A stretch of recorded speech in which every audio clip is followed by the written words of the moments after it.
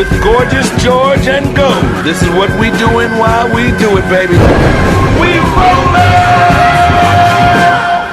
Covering MMA from all over the world, this is the premier stop for all your combat sports needs. MMA Junkie Radio, the only show broadcasting live from the Mandalay Bay Resort and Casino in the fight capital of the world, Las Vegas, Nevada. The lights are on and the mics are hot. It's time to get your MMA fix, junkies. Take it away, Big John. Gorgeous George and Goes, are you ready? Junkie Nation, are you ready? Well, let's get it on.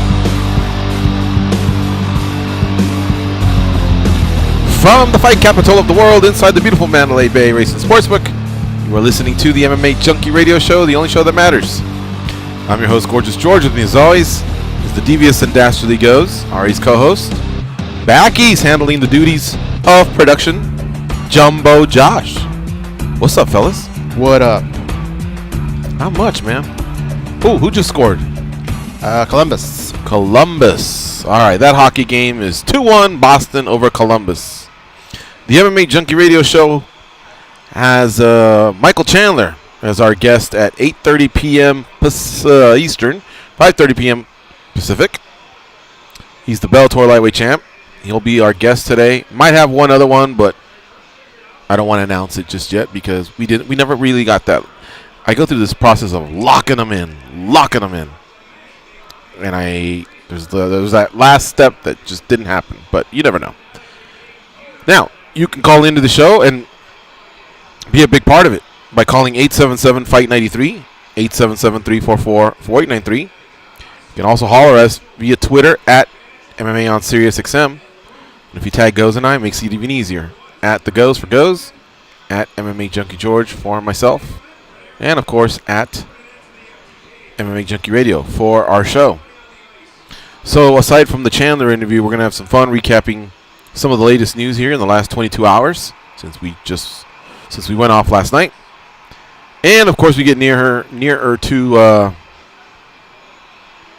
the UFC Fight Night card in Ottawa, Canada. And that has a main event of Donald Cerrone versus Al Iaquinta. That's right, Cerrone returns again. He never is far from a fight. You'd have to go back, and I think there was one spell that he had where he might have been gone 6 to 8 months. But other than that, the dude just doesn't go more than 2 or 3 months without being in a fight. He likes it that way. He loves it. Though. Yep. He loves to train. He loves the fight. It seems like he even loves to cut weight. 55's way more brutal. That's for sure. He's a big boy, man. He's like 6'1". Mm-hmm. Cuts to 155, probably rehydrates to 180 if I had to take a guess. That is a lot, 25 But pounds. isn't it when you're getting older that you realize, okay, this isn't the things I used to do to make this weight, I can't do no more. I have to fix things. Right. So he probably. I mean, he seems like a guy that always has that dialed in for as much as we see the Budweisers and this and that. But I don't know. As you get older, that stuff changes. You know when I called you and I said, hey, you hungry? Yeah. And you said, hell yeah. Mm-hmm. Your mind was probably preoccupied because you were probably wondering, okay, between Extreme Couture and Mandalay Bay, where could George possibly be going? Don't lie either. You probably were thinking, well, there's a Wendy's, there's an In-N-Out. I thought you were going to Wendy's. Right? So you knew that. See how excited you got about it? Yeah. Cowboy, I think, is just more excited about when someone sends him a text and says, hey, Lake House this weekend? Skimboarding? Hell yeah. Like, he could care less if the guy that texted him is a world-class chef and he's going to be on the grill for when they're done skimboarding or anything. It seems to me like he just has other highs. And I think other people, just that's the way they roll. They could really almost care less about food. Yeah, it's tasty, and I'll have it and I'll take it. But I don't think it consumes them the way it consumes most people. I think Cowboys use me being fat as an example as to why Donald Cerrone likes to fight. Well, yeah, because I knew that recently we just had that burger, that tasty burger. Yeah, it was good. You know what I mean? But I did think you were going to Wendy's. Did you? So In-N-Out. I don't know why that didn't cross my mind. Yeah, well, I don't know either.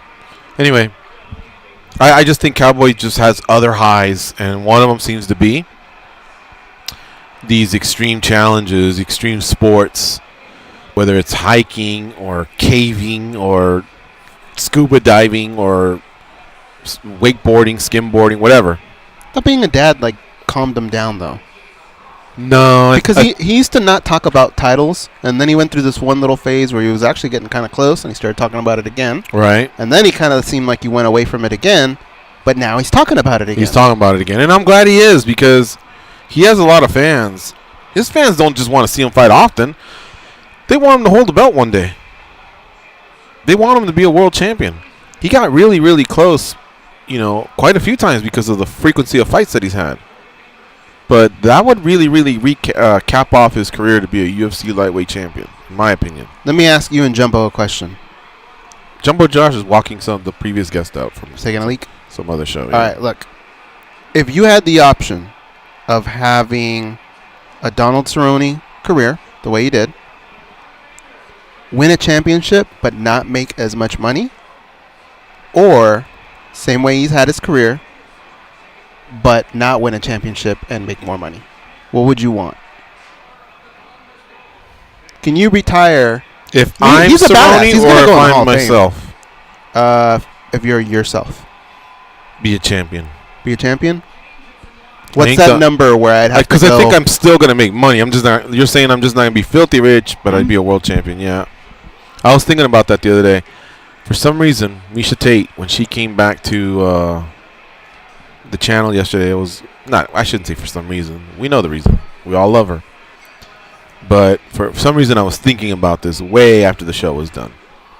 And I think it's because when I was retweeting some of the audiograms, I came across something from her where she, it seems like yesterday's show got her caught up on, remember the whole deal with Ronda and Legacy? Legacy talk? I saw an audiogram of Miesha's. And I thought, man, Miesha was her most fiercest rival. But no matter what, even though she lost that rivalry, she still became a world champion. Like, you can never take that away from her. She's etched in the history books of this sport of being a UFC world champion. She didn't get a chance to defend it, unfortunately. She lost her next match against Amanda Nunes, who's now gone on to be the greatest of all time, it appears. But still, man, think about the long journey she had, and that's crushing to lose twice to Ronda Rousey the way she did. And of course she had the Strikeforce belt that she could hang her hat on, but she became a UFC champion. It was one of the happiest I ever was for someone when they became a world champion, seeing her do it. I mean, it was very climatic with it happening in the 5th round and most of us agreeing she was down. She needed to finish. She didn't need to just win the round. She needed to finish. So, knowing that the UFC probably wanted Holly to win that fight. Maybe, yeah, just to continue what she had started. So circling back, I would want the belt, and I'm glad Cerrone's thinking that way. Well, because I think all that other material stuff, he seems so marketable to me that even when he's done fighting, I could see him being able to make money. But to be able to say he was a UFC lightweight champ, that would be amazing. Here's why I ask. I feel like he could have maybe been a champion, but he would have to be less Donald Cerrone. Because there were probably times where he had a pretty decent streak going, and if he just would have taken his time or maybe let a couple fights play out, maybe he could have got a shot. But he would take fights like that, one after another after another. No rest, no time to get better. I think there was a lot going on there, but at the end of the day, he probably made more money in his career than I think maybe some champions. And trust me, I would acknowledge WEC had he won that belt, but he didn't. Benson Henderson was basically on the same level. You would acknowledge it. He was the victim twice. Cerrone was to him, yeah, because at the time, once they came over and proved themselves, especially Benson, then I'm sure, yeah. If he had won a WEC belt, I would say that should be satisfying to be a champion of a major organization. There's now, had they all come over and gotten crushed, and we'd all go, oh, well, maybe not. But Gil proved the Strikeforce guys were good. Cowboy, Benson, Josh Thompson, all those guys, they proved that the WEC Anthony Pettis. You know what I mean? Those Yeah. guys were legit fighters. Still are, some of them. Jamie Varner got him on the other one. But he is talking title talk, and that's good. There's a generation of fans that don't even know the WEC. Weren't around for that. There was a time when the UFC didn't even have these divisions. And then the UFC or the WEC came along, and now all of a sudden you got this influx of talent, which I think the hardcores knew, a lot of these fighters. Some didn't, though. And then there was, like, I would say a period of about 2 years where you would get these matchups, and even though they fought under the UFC banner, the UFC fighters took it as, like, us versus them type matchup. Yeah. And that was fun. It and was WC fun. held their own. I think Strikeforce did the same. I think Pride did the same. Any of the guys that came over, even if they were fierce rivals, Pride didn't do too well, though. they rooted for each other. But the WEC came over with bantamweights, lightweights, welterweights. I missed one, not flyweights, because flyweights was created in the UFC. Featherweights. But Tachi Palace had the best flyweights at one point. They had Daryl Montague and Ulysses Gomez and Ian McCall. Formiga. So, yeah, Did he fight there? He did. So those guys were beasts, and other guys like Demetrius Johnson and Joseph Benavidez, they were fighting with the WEC. So you take a guy like Cerrone now, Yeah. and he had a comment today about Conor McGregor. He just got tired of waiting around for him. That's not Right. him. He likes to take fights. But again, maybe if you wait around this time, you get a bigger payday. That's what a lot of people are saying. Now he's saying the payday's not as big as people would assume. Mm-hmm. But I don't know that that's to be true, right? It's got to be a lot more. It has to. There's got to be something. I don't think they just say fighters don't get pay-per-view buys anymore. There's got to be some kind of new system. That would be ridiculous. There'd be more of an uproar. Well, for one, if you fight Conor, Chad Mendes got paid $500,000 for stepping in late on 3 weeks' notice, and it was considerably more than he was making. Nate Diaz got the same payment, and then Nate Diaz, when he saw how much the first one, I think he was on record for getting paid 1 or 2, and I think Conor got paid 3. I think Nate got 2. So those are some special cases. But yeah, with the UFC having this different deal revolving around pay-per-view, Cowboys now saying it doesn't look like he can come in here asking for that much money. But I don't see what the difference is. Why would the UFC, if the UFC signing to do business with ESPN on some sort of a deal that just waives pay-per-view buys, do you think the UFC would give that up if it wasn't lucrative for them? Right. It must be more lucrative than the current system. Therefore, it's up to the managers and the fighters to figure out just how much more lucrative it is so that they can grab a piece of that pie and not just throw in the Or maybe throw in the just more towel. consistent. What? Maybe more consistent. Right, because you'll have the right fighters sell over $1 million, and you'll have some cards that are 200. He just 300. needs to go off the precedent. If him and Diaz sold, if Conor and Diaz sold a certain amount of much money and they got paid this much money, Cowboy needs to work from there on up. Because Conor's even more popular now. Cowboy's arguably as popular as Diaz. They don't have the heated rivalry that the other two did. But remember, Diaz and Conor didn't have necessarily a hate rivalry. It all picked up when they... Because remember, they only had like 8-10 days to build it. And they had, I think it was the Torrance UFC gym or something like that. They had the 3 bodyguards in the back. And they started, jawing a little bit there. But it wasn't until Nate beat him, and then they had the whole spring and summer to build up the second fight. But I kind of disagree with him there. I know he's got a contract. I know he signed it, but a lot of fighters have ripped up their contracts. The fight's lucrative, and it's huge if he wants it. Now, him wanting to stay busy, that I respect.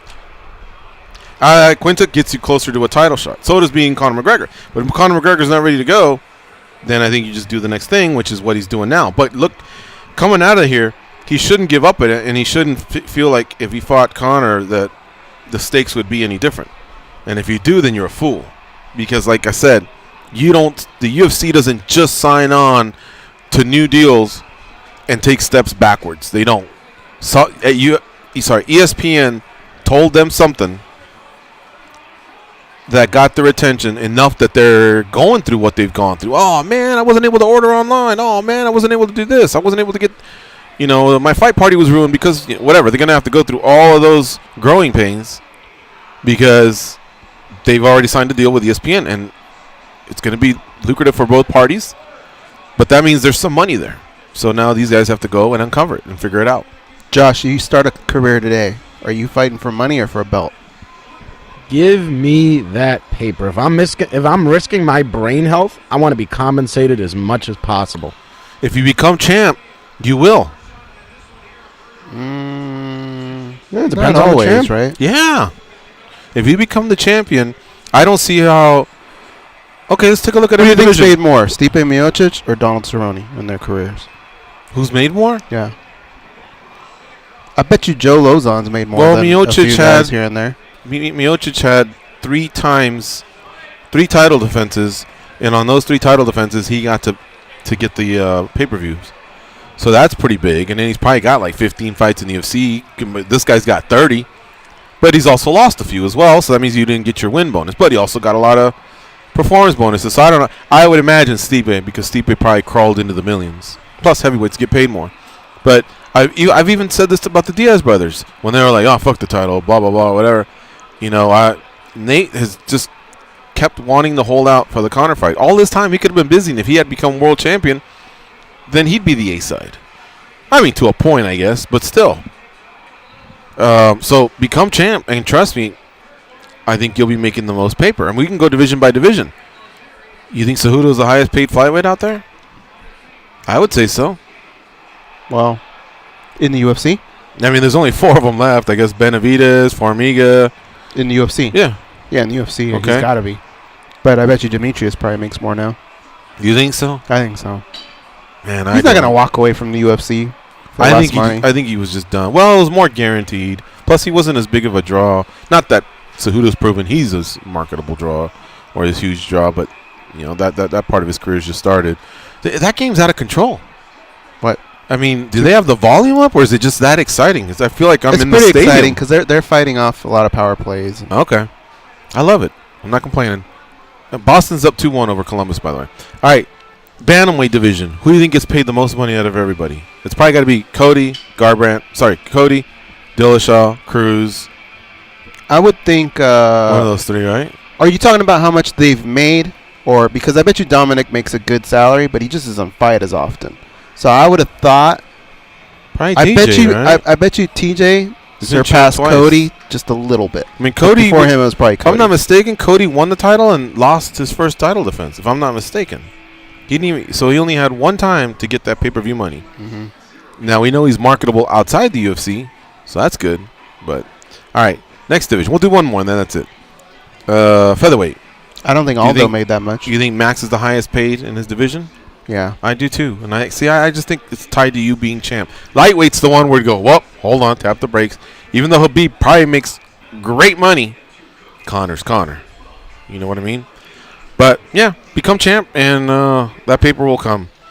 Anyway, here's what's Cerrone basically said that he waited up until the title fight, and that means Max versus Poirier, which took place on. What was that? April. I had it here a second ago. It was UFC 236, April 13th. Around that time, he said, "Let's run it with Iaquinta." Now, from what I hear, the Iaquinta fight was set, but I guess something could have happened where someone would have stepped in for Cerrone, and Cerrone versus McGregor would have, maybe headlined International Fight Week, or maybe the one in Anaheim, or maybe something else. Who knows? It'd have to be something But big like that. he said, I just got tired of waiting. I want to fight. He said McGregor's the one that said that he needed more time. He told us to MMA Junkie out there, during the media sessions that they had this week. So I applaud him. I applaud him for just peeling away and not wanting to be the bridesmaid. I feel like Nate Diaz has been a bridesmaid. You know that in August of this year, so we're literally June, July. In 3 months, it'll be 3 years since Nate Diaz fought Conor McGregor. He didn't make that much money. Come on. I know he got paid well. $2 million on the books. You think he could have Maybe made he that got something in that else. time? Huh? You think he could have made that in that time, though? If he became champ. Who became champ after Conor? Chances are Nate Diaz is not going to be champ, though. Well, okay, Tony. Tony fought Kevin Lee for the interim title at one point. Let me pull something up. What's the best streak that Nate Diaz has ever been on? I will admit that Nate versus Habib would not have gone well for Nate. But how would Nate versus Tony have gone? Probably not that well either. Why is that? But more of a chance, I would say. I mean, I think his hands could hold up. And on the ground, but it's not like he has knockout power. Tony usually outdoes people on the ground. You know, he's really, really, really good on the ground, but so's Nate Diaz. So that was a winnable fight where he possibly could have been a world champion. Had it been him versus Kevin Lee, same thing. Kevin likes to take people down. Well, that's kind of Nate's world. I think Kevin needs to be more of a ground and pounder. He's really good at back taking, but you saw with Al Iaquinta that didn't work out so well. Mm-hmm. So, anyway, I don't know. I never thought Eddie Alvarez was going to win a UFC lightweight title, and he did. He went out there and put some hands on RDA, and I thought RDA was awesome. In fact, I saw RDA beat the crap out of Nate Diaz. You just don't know on a certain particular night if it could be your night. But yeah, he could have been making money and just building his brand, but maybe been in a position to fight for a world title because McGregor's been away for a while. McGregor fought Eddie Alvarez in November of 2016. Since then, he's only had one fight, and we're creeping up on 3 years.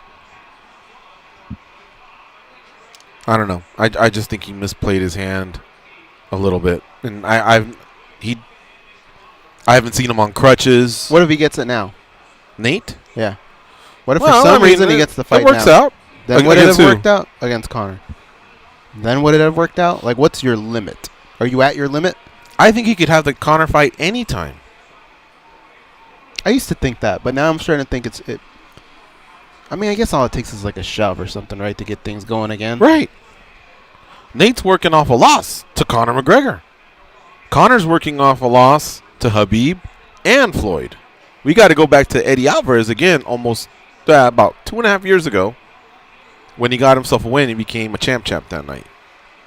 But I just feel like those guys are like oil and water. They don't mix. That fight could be pretty hot at any time.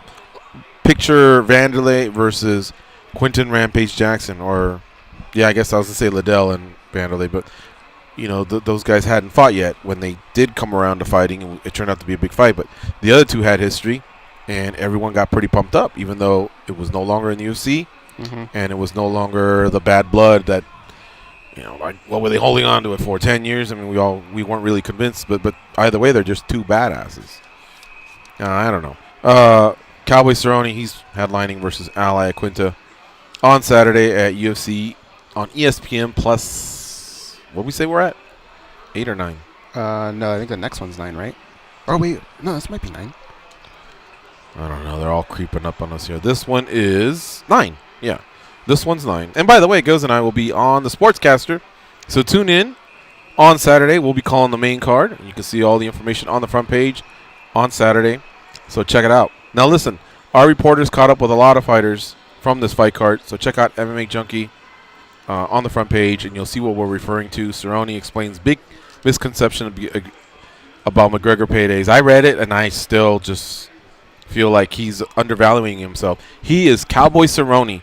He can go in and say, wait, you want me to fight Conor? Rip this up or put it on hold, put it on ice, and this is my contract for this one fight, and he could have went out there and chased a really big payday. That would have been a big payday for UFC, for ESPN, and for both guys. So I wish he would not think that. Is he still with Kevin Harvick? Still, it's Cowboy, though. Huh? That's the way he is. I guess. He's tough to understand. Maybe. I think that's part of his allure. We got to take a break. It's MMA Junkie Radio on Fight Nation, Channel 156. When we come back, we'll be talking to the Bellator lightweight champion, Michael Chandler. He fights at Bellator 221. He's going to defend his lightweight title against Patricio Freire, the Bellator featherweight champ.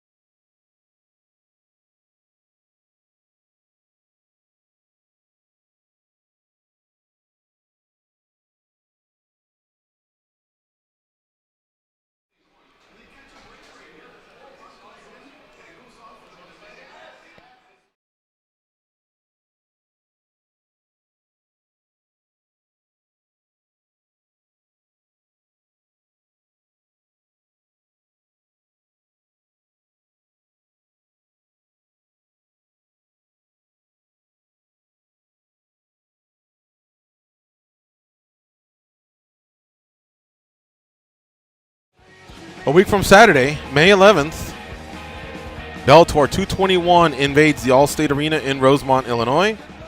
In the main event, Michael Chandler will defend against Patricio Freire. This is a champ versus champ fight.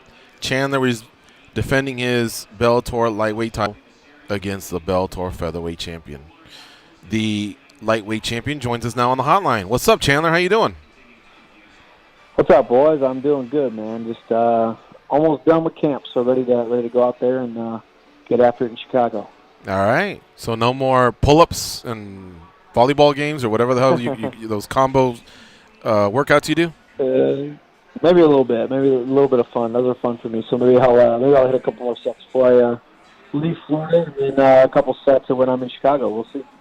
Did you make that up on the fly right there, or is that really did your strength and conditioning guy say, okay, this is what I need you to do? No, we made it up. I don't know what it was. I think, we were doing a bunch of med ball stuff that day, and then we started doing some plyo pull-ups, plyo push-ups and then plyo pull-ups.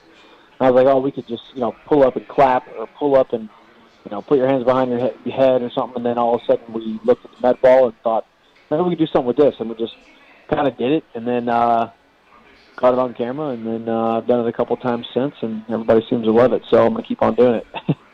You can check out what we're talking about at any time. It's youtube.com, twitter.com, instagram.com. Mike Chandler MMA. He's always posting up some really, really cool exercises that he does outside of the rigorous MMA training. And most recently, I saw a really cool post, and I think it was kind of like a shout-out to your coach, Henry Hooft, about the hardware at Hard Knocks, 365 Hard Knocks, your Bellator lightweight title, Usman's UFC welterweight title, and how do you pronounce the other guy's name? Ong Lasong from One Championship, his title. Ong La and Song, yeah. So he's the double champ. He's the champ at light heavyweight and 185. So we had some hardware today. We did a Jim King photo shoot. So we're the three of the champions on the Jim King fight division team, and so we're just having fun today. Shot some stuff. Our boy Ryan Loco, and it was cool. Yeah, it was cool to see. It puts things into perspective when you really see that much hardware in one room and think that we're all training together. And then you got a bunch of other guys, up and comers, as well as staples in the ranks in the UFC, Bellator, ONE FC, all over PFL, all over the world. So it's cool. Tell me something about that you like about your belt that the other belts don't have, and then kindly say something about the One Championship and UFC belt that you like. Which I thought was pretty darn big, and everyone who sees it thinks it's pretty darn big.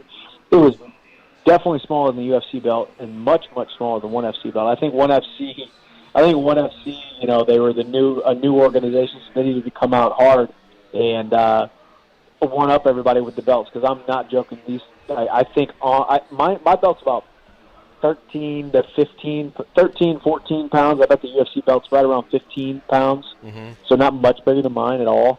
But I think the ONE FC belts are probably 20, 25 pounds. Wow. Just large. Very, very big, like a huge frying pan. So, and I know that they get bigger with size, so I actually don't know if Demetrius Johnson, whenever he wins his 125 belt, if it's going to be the same size. It's definitely not going to be the same size as Ong's, because Ong has the 185 and 205 belt. But in Bellator, I think they're all the same size. Can you imagine Angela Lee's? Hers would be smaller than Michael Chandler's belt buckle when he goes to a country music concert.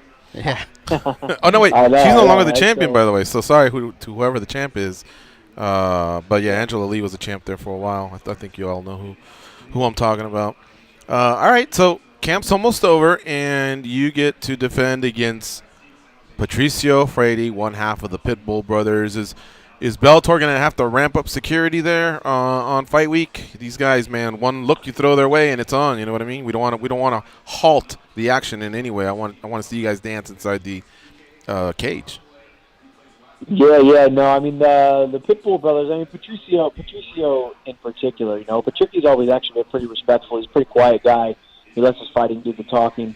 But Patricio's always been kind of a loudmouth. Always been kind of a invisible lat syndrome type of puff out your chest type of guy, and I think so I don't know Patricky just picked on him a lot, or what it was. But Patricio has always kind of brought an extra layer of animosity to any room that he's in, especially when he's around other fighters. So who knows, man? I mean, I've said and gone on record. I mean, yeah, of course there's history and there's a little bit of bad blood, but at the end of the day, I have a job to do, and it includes going out there and competing against Patricio. So I'm going to focus on the task at hand. I'm going to focus on a guy who's got 2 arms and 2 legs, and I truly believe that I'm going to be able to finish in the first or second round. So I'm going to go out there and do it. I still think you should bring some back, but I'm thinking Tyrone Spong would be a good one. Tyrone Spong would be a good one. Yeah, I got my boy Marquez Jackson. He'll be there with me the whole time. He's got my back, and I got my whole crew there. I'll have a couple of people there, taking care of me and seeing me through the week and all that kind of stuff. So I'll be just fine. My crew's a lot better than his is. Let's put it that way. Well, and Ryan Loco, if he's there, because you can use him kind of like as a decoy, right? You shove him out, and then the Pitbull brothers go and throw a punch or a kick, and then you counter, right? Or maybe have Ryan Loco put a flash and blind the Pitbull brothers while the others make the escape. What we don't want is them. Or maybe I could have the Garcia brothers. Maybe I should have the Garcia brothers. What do you think about that? We got your back if it turns into a hot dog eating contest, but other than that, well. Exactly, right? Yeah. All right, Goes. What do you have for the champ? So, Michael, in seeing all your posts on social media, I think the keen eye will say, oh, it's just Michael being Michael. But honestly, I feel like you're the happiest you've ever been.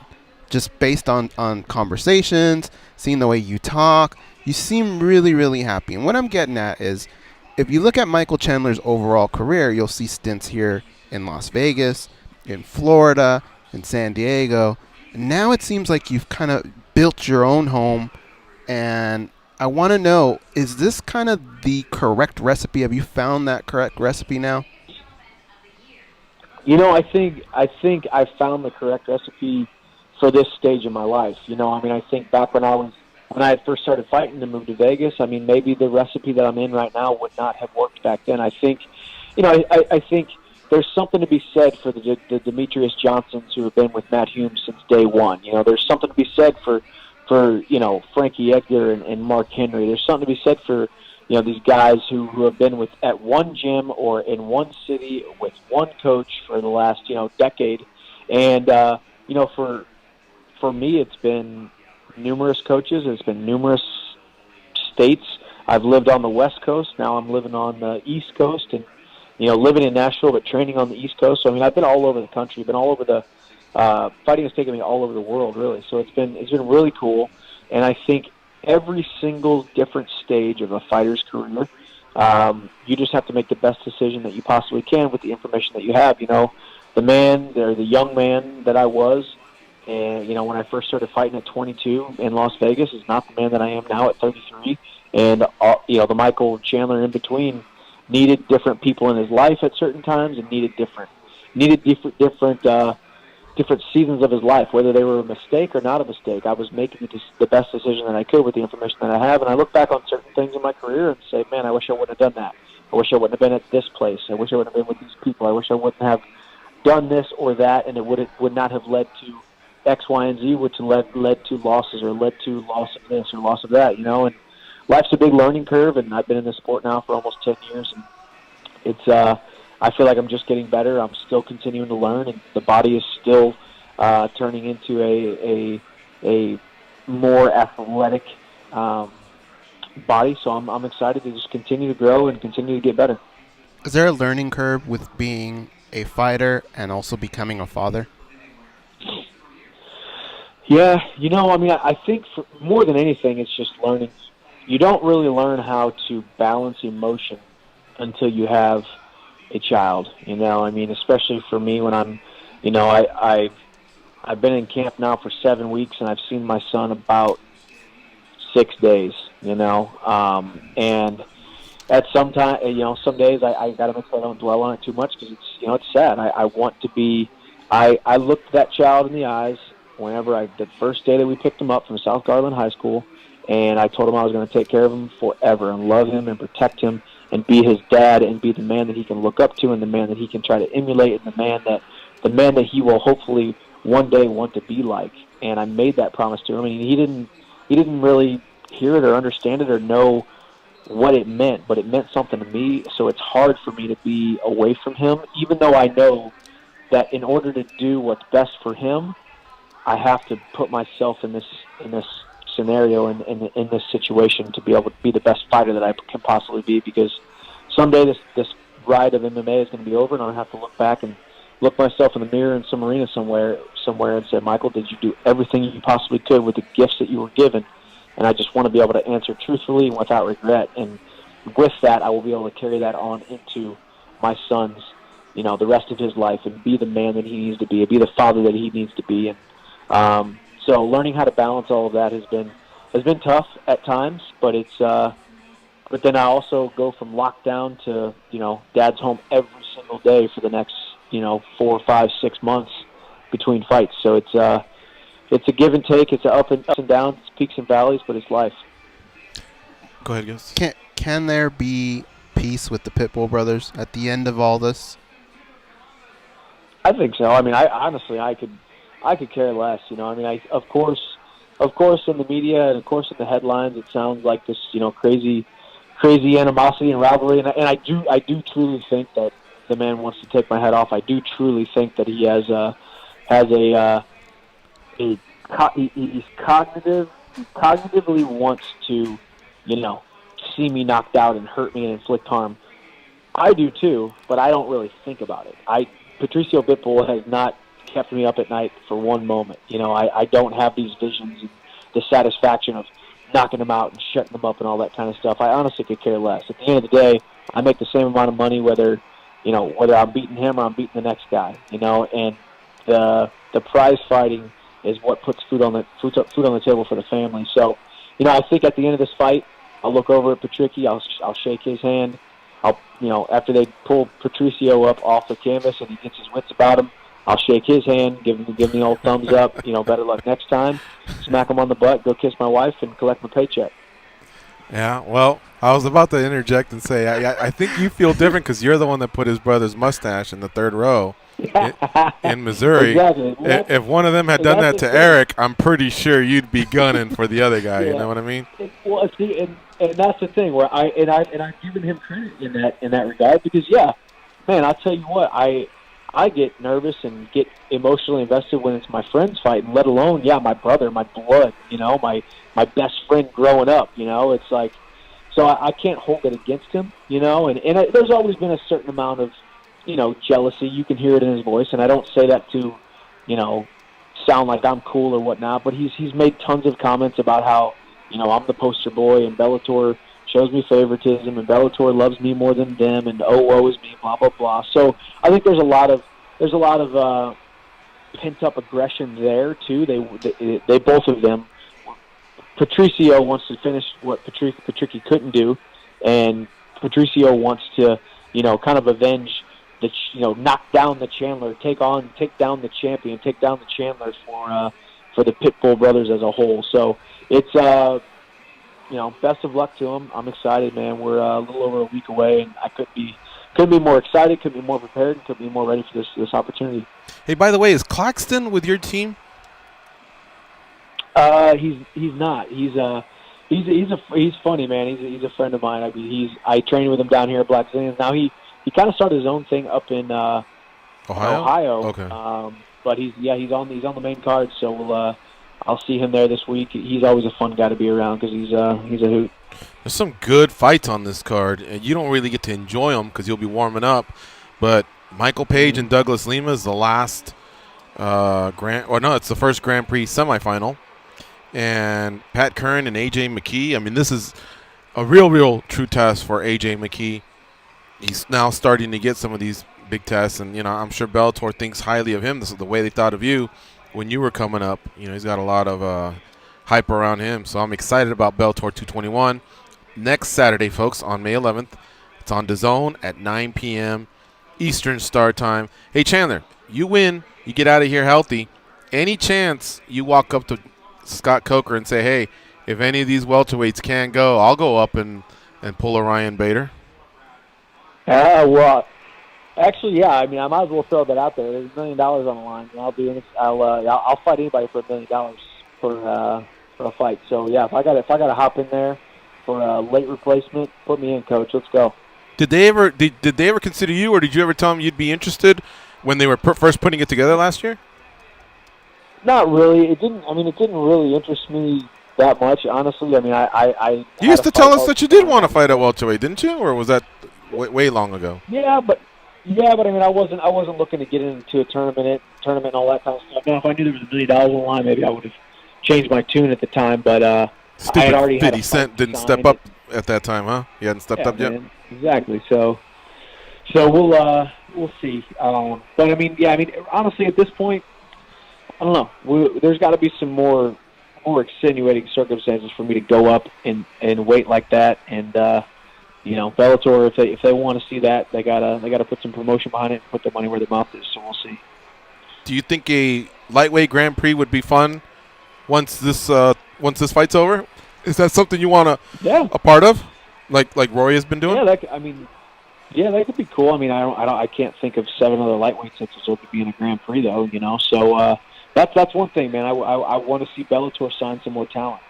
When's the last time they signed a lightweight? They signed Benson, and they signed Josh Thompson. He lasted 1 fight before he retired, and Benson has been extremely spotty. So they haven't really signed anybody in like 3 years. So they need to step up their lightweight signing game before they think about a Grand Prix. Right. All right. So you're in Florida, and the last hard workouts are done, or you still got a few left?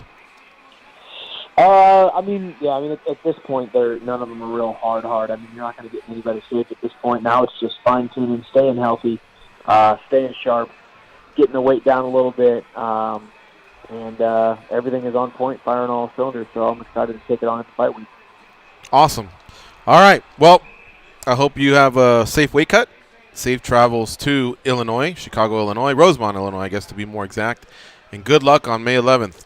Champion versus champion. This is going to be huge. We also have a Grand Prix semifinal and then a nice featured bout between A.J. McKee and Pat Curran. So thanks, Chandler, as always, for the time. We appreciate it. Please say hello to your family.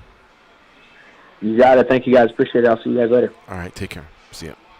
Follow him on all platforms. Like I mentioned, YouTube, Twitter, Instagram, pretty consistent there. Mike Chandler MMA. He posts some really, really cool stuff. He has gloves giveaways. He posts things about his gym, not just the one that he owns and the one that he trains at. And, he's pretty active. So and truly one of the nicest athletes you'll ever meet. So if you ever have a chance to meet him, go up, say hi, take a picture. Very, very accommodating. Really has a good heart. Think of your 5 top nicest mixed martial artists on the planet when it comes to fans. Chandler would be on there for sure. All right. I could think of you know who I was very impressed with? Brian Ortega. Brian Ortega at the last gathering we had, if you want to call it that, was out there for about a good 30 minutes chatting with everybody individually one-on-one. And even though we needed to get to Texas de Brazil, he still wanted to engage everybody that was asking him. You know what I mean? Dave Manley, I kind of got waxed on that one a little bit because Dave was kind of giving him a like, hey, let's start moving out, and he's like, hold on a second, I'm finishing things up here, and that was my bad because I was telling Dave, hey, we need to get there by 1. He goes, oh, let me see if I can get his attention, and but he wasn't rude about it or anything, but he just basically was like, hey, well, hold on, let me just finish here, let me just finish there. So I was very impressed with Brian Ortega. Like, you could tell there was no sense of I'm here and you're here, you're below me, or your questions are dumb, or I'm in a hurry, or nothing like that. It seemed like he was there to actually hang out. Do you want to? Well, let's go to a break, and I'll reveal a few more when we come back. It's MMA Junkie Radio on Fight Nation Channel 156, and again, that was Michael Chandler, the Bellator lightweight champion, who defends his lightweight title against the featherweight champion, Patricio Freire. We'll be right back, folks.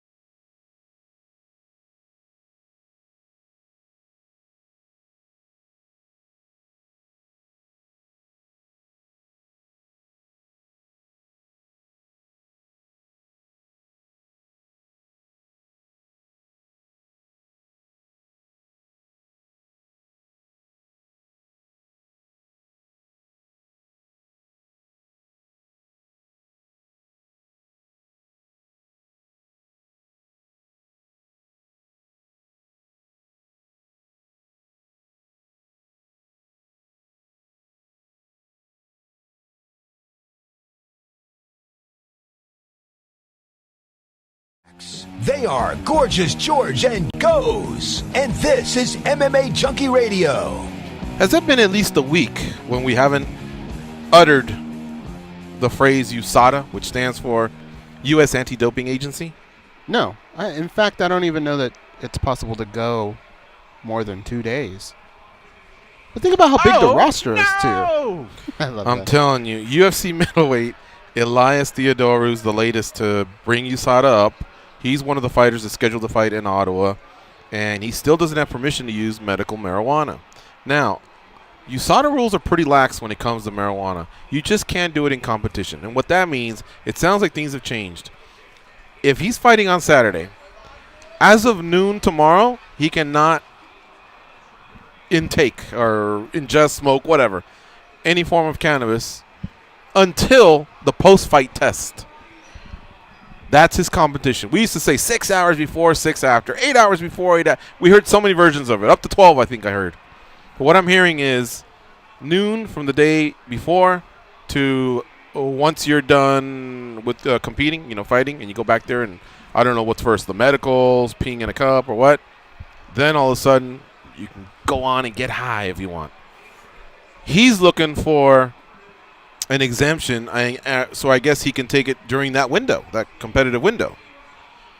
And the regulators want him to exhaust different treatment options before giving him the green light to cannabis. And he said that includes prescription Lyrica, opioids, painkillers. He's got bilateral neuropathic, am I saying that right? Neuropathic pain, and he's used cannabis to treat this condition. So he's being upfront and honest about it. Yeah. It's just that he can't seem to get that window cleared. Kind of sucks. Harris, he actually wants to go after the people that, I guess, tainted the supplement that he got flagged for. And he got, there was an anabolic agent. It's called LGD-4033. And he wants to go after the maker and distributor of the supplement that was tainted with that anabolic agent. He says it's, quote, "The thing I'm most upset with is it's about my reputation," end quote. He goes, "I pride myself on being a clean fighter, fighting fair, and a martial artist. It leaves a bad taste in my mouth. I had to deal with that situation." That's the end of this. That's the end of his quote. And I'm thinking, I don't know if he's going to have any luck. USADA sided with him, and they gave him a reduced 4-month sentence. And that's why he's fighting this weekend, and that's why he was able to fight at the end of last year. But I guess his reputation is what, when you Google Walt Harris, let me do it right now. Well, we got like 90 seconds. I'll do it real quick. I'll Google Walt Harris. Well, I was going to say Tim Means kind of went through something similar, right? Yeah. And I feel these guys because something like that is pretty bad when it comes out. Just within the first page, it says positive drug test. It sucks. Mm-hmm. It sucks. I don't know what kind of luck he'll have. I suppose as an adult, you're responsible for everything you put into your body. But if let's say he got something, and he sent a picture or a label or something to Jeff Nowitzki, and they go, "You're cleared. You're good to go," or it's just on the list, it's on a website, cleared. Then yeah, I think he's got a real good case. If it's not that, I don't know. I think it's maybe a long shot. But I like that he's being proactive with it. That might as well appear on Google too, right? Harris plans on fighting to save his reputation, fighting the PED, cheater labels or whatever that have been cast upon him. Anyway, all right, we got an hour to go. It's the MMA Junkie Radio Show on Fight Nation Channel 156. So keep it locked, and we'll be right back. Some news to discuss, including the daily debate.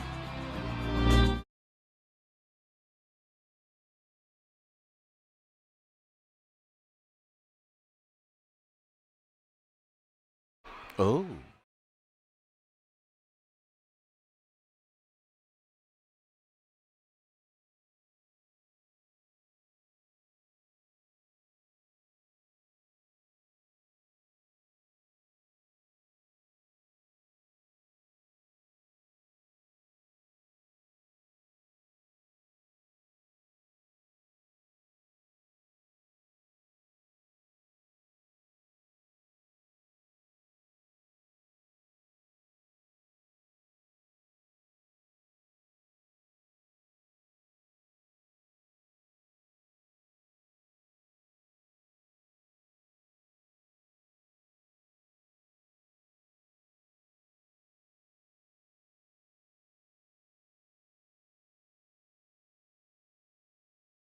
We can't agree on anything. Everybody knows it's duck season. Rabbit season. Duck season. Rabbit season. Whether it's food, Less filling. Tastes great. Less filling. Tastes great. gambling, Always bet on black. I like red. Black. Red. Black. Red. Black, dummy. or even social media, Instagram. Snapchat. Instagram. Snapchat. the same applies to the biggest stories in MMA. Time for MMA Junkie Radio's Daily Debate. Today's daily debate question for at MMA Junkie Radio is Donald Cowboy Cerrone, who headlines hashtag UFC Ottawa, versus Ally Aquinta on Saturday. Is he a future champion? Yes, no, or yes, but not in the UFC. I'm going to go with no. And I know that sounds like such a harsh response, but I don't mean it to be that way. Especially if he finds out that you took Iaquinta this week as well. So not only are you predicting against him Saturday, Yeah. you're also saying don't bother being a world or hyping yourself up I'm to be the a world opposite of champion. a cowboy right now. You're in. Well, no! Exactly. This is the way I look at it. all right. For him to become a champion, he would have to become something that he hasn't been his whole career. Something that's kind of made him popular, just being the cowboy. Anytime, any place, anyone, any division, I'm down. I don't know that Discipline, give up the beer, all that Yeah, partying. I don't know that he can do that. Because you got to do that, I think, to get these opportunities to fight a champion. Sometimes you have to wait and just let things play out. Let two other great lightweights battle, and then you pick up those pieces. But he's always been so much about making money, and I don't blame him because he's made a ton of it. But I think those things have kind of hindered that path towards the title. Now that he's got the kid, it seems like he's in a different place, and I'd love to see him fight for it. But I don't know that he has the patience to play that game that comes along with getting a title shot and then competing for a title shot. Well, I feel like Cowboy, on any given night, can beat anybody. At the same time, I feel like he can also be beaten by others as well. But he does have some really, really good skills. And when he hits this groove, and sometimes that groove requires him getting beat up a little, and then he pours it back on, he can have his hand raised. But what I've always said is it's the climb to be a world champion. That requires you to win 4 in a row, maybe 5. And somewhere along the way, he always seems to get clipped. And I think a little bit has to do with, well, he fights so frequently. Who knows if he even lets his body rest and decompress or allows his skills to get better by taking 8 months off and going to Brazil and immersing yourself in Brazilian Jiu-Jitsu, or going to Holland or Thailand and just working on Muay Thai or kickboxing. It just seems like he's just always on the go. He's a dad. I don't know if he's a husband now, but he's got his significant other for a while. He's got this big ranch to take care of. He seems to be just one of those fighters that's always on the go as far as maybe like appearances, maybe the NASCAR circuit or something else. I don't know. So I went with yes, but not in the UFC. However, once I did that, one of you all brought up a good point. Is it going to be that he would never fight outside of the UFC? Exactly, it was. And I got to be honest, when I saw it, I thought, this guy does appear to be a lifer. But I probably would have said the same thing about Demetrius Johnson. Not like this, And though. he moved on. I probably would have said the same thing about Chuck Liddell, but eventually he went somewhere That's else. true. So there's still the out. As a current fighter, up until he retires, I don't see him leaving the UFC or the UFC wanting him to leave. But if he ever retired, and then 2-3 years down the road, somebody said, hey, we got $500,000, you want to fight? De La Hoya MMA or something like that. I could see him doing that and becoming a champ. Now, I guess maybe that's not the best example because De La Hoya MMA wouldn't be regarded as a major title. Major title outside the UFC is Bellator, PFL, one championship. You know what I mean? And I think could do that. But So you're still going to say yes?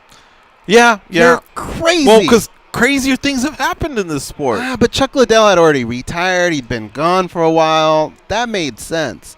But this is a dude that Dana White loves, man. Well, how many times has he given compliments Dan Henderson to Cowboy? came over from Pride, and I couldn't believe when the UFC let him go to Strikeforce. I couldn't believe when he left Strikeforce to come to the UFC. But it's the Cowboy.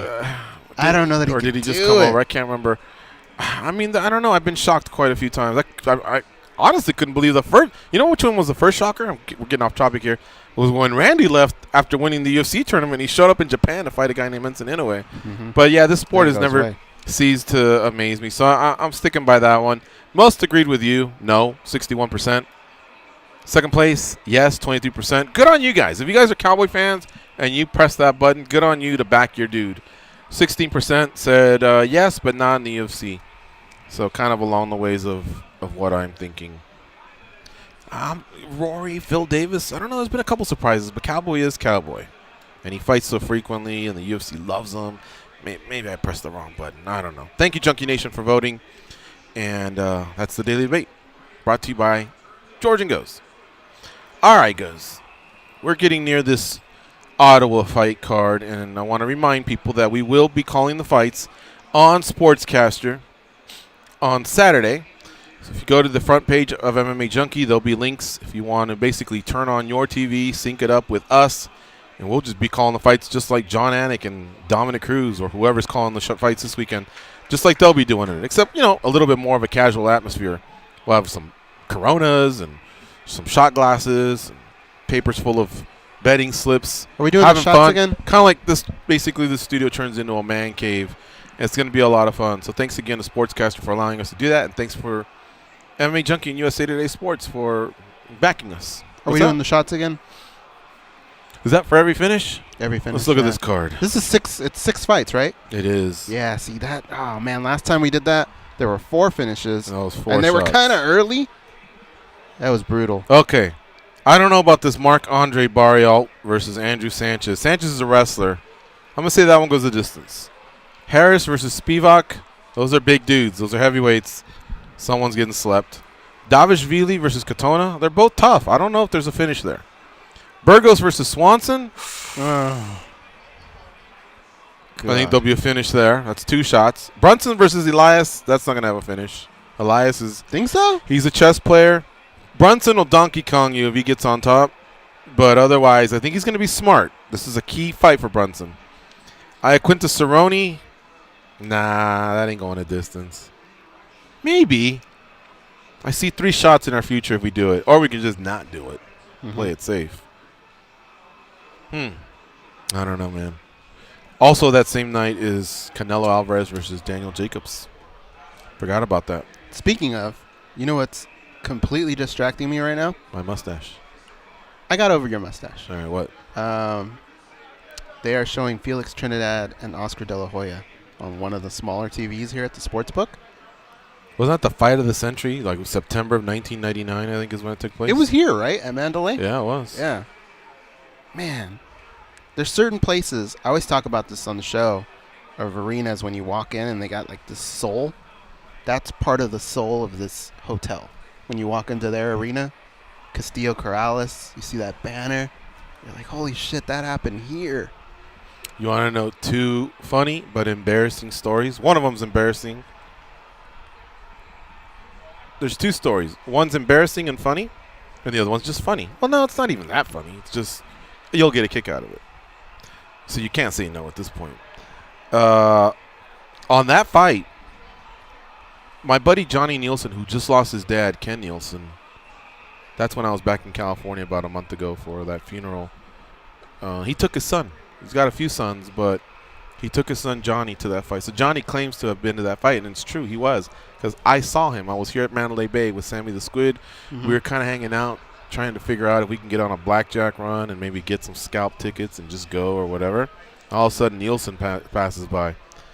And we're like, what are you doing here, He's like, I'm going to the fight. We didn't believe him until his dad came by with 2 big old tickets. He goes, let's go, son. Oh, hey, how you guys doing? Hey, Mr. Nielsen. Other kids, though. Why I don't know. Johnny? He just took Johnny. I think. I didn't see the other ones, but he took Johnny. And Johnny referenced that when we were getting together later on at the reception. The other one is, this was the embarrassing one. Squid and I are hanging out, chilling. And again, this is and if anybody's been to Mandalay Bay, you know where the blackjack area is. And so there's kind of a pathway if you got dropped off the front. Hell, I don't even think that second tower existed yet. It's now known as the Delano. Back then it was the hotel. It didn't exist. So everybody either got dropped in the back or here in the front. And there was this big parade of people. We're standing around trying to figure out. I think we had money in our pocket. And I think we already had a scalper on hold. Hey, should we give him 300, 500, whatever he's asking for, or just go watch it somewhere? We're trying to figure that out. Well, it's a residency. Backstreet Boys, they just do multiple shows, right? I've clearly talking about De La Hoya and Trinidad. Oh, okay, still. All right. We're standing there, and then all of a sudden, 3 girls walk by. The 2 on the outside weren't all that, but the one in the middle, we both went, damn. It was like one of those dresses that's got, I'm always terrible at describing fashion. Sequin? What's the one that kind of like glitters a little bit, especially underneath lights? Oh, I know what you're talking about. Like those pillows. I know. Yeah. Something like that. What is that called? So it was all so packed that all of a sudden we just kind of got mermaid. bumped, and all of a sudden, yeah, exactly. All of a sudden the 3 girls walked by, and then the one in the middle was attractive, but we didn't even get to see the front. Mm-hmm. We just saw the back, and I think we just both went, damn, look at that, you know. And as that girl's walking, she's walking slow, and we're kind of walking slow, trying to figure out if should we do it or not, get those tickets. Now everybody's starting to file that way, right? And then as we're like, you know, checking out this person, that person turns around and she goes, hey, cuz. It was Connie, our cousin. Oh, no. It was our cousin, dude. What? I remember going, oh, hey, like that. And I know my face turned red. Oh. And so did Squid's. But why would his? that's maybe not his probably so from much. laughing. Well, maybe, but Oh, no. I think just because her turnaround was so quick, because everybody's kind of like looking, you know, who's what, who's who, where are we going? And so it was a quick turn, and then all of a sudden, when she turned around, I thought I recognized her, and then she did a quick double take, and she did I think his was more from, you know, when a girl turns around and you just get busted. Yeah. I think that was his. Mine was just like, oh my God, that's my cousin. Now, luckily, we didn't sit there and go, oh my God, what I would do to that. You know, we didn't go through that whole stage. It was Luckily. just kind of like, God damn, like, because literally they brushed by or whatever. And there was a lot of women that were dressed up nicely that If you guys saw our cousin, though, you would give George a pass. Yeah, and that's the second time that happened. Does this happen again? Do you remember when you got stepped on by the pony? Oh, yeah, that was the worst. All right, That's so the worst pain I've ever had in my life. our cousin Connie, her father used to own a used car dealer in the mean streets of Santa Ana. He was having, I think he had opened a new car dealer, and he was having a grand opening, and so he had like a taco truck. And why did he have a pony for the kids? Yeah, to ride it was our job to walk the pony around once the kid got. Yeah, on we there. were younger. So this was, well, maybe I wasn't. I was probably like 18, 19. That goes about 10. No, that couldn't be. No, I was older. Okay. I was in high school, I think. Yeah, because you're Connie's age. Yeah, I think she's. So let's put her somewhere in the 19 range maybe, which makes me, I guess, 27, 28. I wasn't walking around no goddamn pony. I think I was just there. Yeah, But you were there with me. I'm just sitting there, and the girl walks up with some sunglasses. Now, I hadn't seen Con. On this one, I hadn't seen her in a long time. And I'm actually talking to my uncle. And as we're talking, hey, uncle, this looks like it's a success, blah, blah, blah. And then all of a sudden, that girl's walking up. I just thought it was like a patron, but she had glasses, and I hadn't seen her since she was little. And I just went like, To him? yeah, to him. Oh, I go, damn. I go, hey, maybe she needs a car. Else, you know, where's my sale? I think I said, where's my give me a sales badge. And he goes, that's your cousin, Georgie. And I go, oh man, that was embarrassing with him, man. Oh no! Yeah, it was exactly that. So that's 2 Wow. times. But luckily, she never, unless she's listening to this show right now, she never knew that. But yeah, man, that was once with him, and then once just as she had walked by. Goes is right. I mean, look, our cousin's so cool. Josh, I'm going to She- send you a picture right now, right? She's actually a J-Lo double, an official J-Lo double. And so she's very beautiful, and she's, but to you, she's kind of that's doing the worst person so- on the planet you could have done that to. Really, when you think aside about from it. mom or Nah, yeah. the dad's way worse. Mom would understand. She'd Oh, go, hey, saying it Georgie. to her dad, yeah. Yeah, Well, see, wow. we didn't see them. We didn't see that family very often. Still. And we went through years of not seeing them. So when you haven't seen somebody, and then you're there, and there's hundreds of people or whatever, and then all of a sudden somebody attractive's kind of walking by with big old glasses, and you haven't seen them in years, then, yeah, because that uncle was cool. That uncle was just, him and I always kind of chatted with that. Again, I'm 27, 28. So he knew he could say, hey, check that one out, or, you know, give me the elbow or whatever. That was no big deal. But when he told me that, he goes, that's your cousin, big dummy. I was like, oh, man, like, yeah, I mean, that did suck. Josh, you get a pass? Yes. Yeah, it's I weird, huh? received But the he does picture kind of and- get a pass. I have to get a Yeah. pass. You guys have no choice but to give me a pass. None of that was me knowing that was my cousin. That picture you sent me, goes. That's the cousin or that's J-Lo? That's the cousin. No. I swear to God. Really? Yeah. There's times where you pull up pictures of J-Lo and her, and you really can't figure out who's who. She really is a J-Lo double. She gets paid to go to like parties and corporate events, and she's a J-Lo double. But anyway, why'd you bring that fight up? You said you were watching it. That's how that started. It's right there, yeah. I can't see it. Yeah, you can't from there. Yeah. What'd you think of that story, Josh? I'm not a pig, right, or nothing like that. I mean, The picture changes everything. Let's It just does. be respectful. I want him to be a Yeah. pig, and I want him to get blasted I for it. could but tell that there's no story way. to her, and she would. But she happens to be really cool, too. She couldn't possibly hate me for it Yeah, because on neither occasion did I see her face. Yeah, I guess.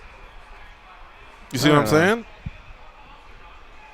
I don't know. In fact, put it this way: before that dealership, the thing at the dealership, before that, I probably hadn't seen her in 10 years, and then from then, the next time may have been at the De La Hoya fight. So if I put her at 19, when were you 19? 1978. Add 19 years of that. That's 1997. Well, I guess maybe it was only 2 years from there, because that fight was in '99. But she just walked by. I didn't happen to see her. Her two friends kind of threw me off because they were bigger, fluffier girls. You sure there weren't other cousins? They were not other cousins. Did you say fluffier? Yeah. Yeah. You can get away with that. That's like the line. Can you? That's the line right there. Sure you can. I used to think it was husky. I'm fat No, you can't anyway, do that. so if a Jew can say a Jewish joke and go, I'm Jewish, I can say it, and black people can say the N-word because they're black, then trust me, fat I get guy a can pass away. for saying fluffy or fat or anything else because I'm a fat dude. So I'm not even sweating that one. But the person can't be fatter than you. Well, then maybe I shouldn't have said it. Yeah, if they're fatter than you, then it doesn't work. Anyway, all right, I'm thrown off here. We got to decompress. I got to go take a leak. You're listening to MMA Junkie Radio on Fight Nation, channel 156. When we come back, we'll tell you a little bit more now that we know about the reasons Brock Lesnar is not going to be fighting DC Daniel Cormier anytime this summer or maybe anytime soon.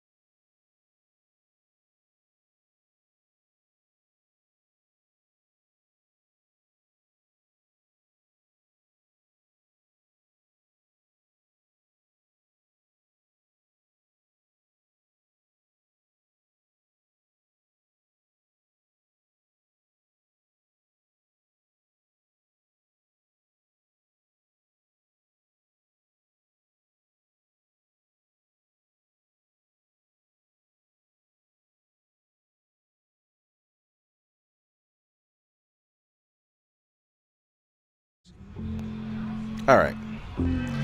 We're back. Philadelphia's beating Toronto. If you're an NBA fan, that score is 64-52. It's halftime. And the Columbus Blue Jackets versus the Boston Bruins. What's that, Echoes? Have you taken a peek lately? I believe it's still 2-1. 2-1 Columbus. I really need for Philadelphia to win tonight. And I would prefer that it be a high-scoring game. I'll be happy GG come Friday night. Well, tonight, but tomorrow my mood will be even better. Brock Lesnar, all right. Didn't we lay out two different options? Either something didn't go well with the testing. Injury. Or no injury. I don't think we said testing. We didn't mention testing. Testing's right. interesting. Apparently he had already fulfilled his 1-year suspension. He got back in the USADA pool after he gave DC that shove after UFC 226. And then January this year, I think he completed his suspension. And then he had to make himself eligible for,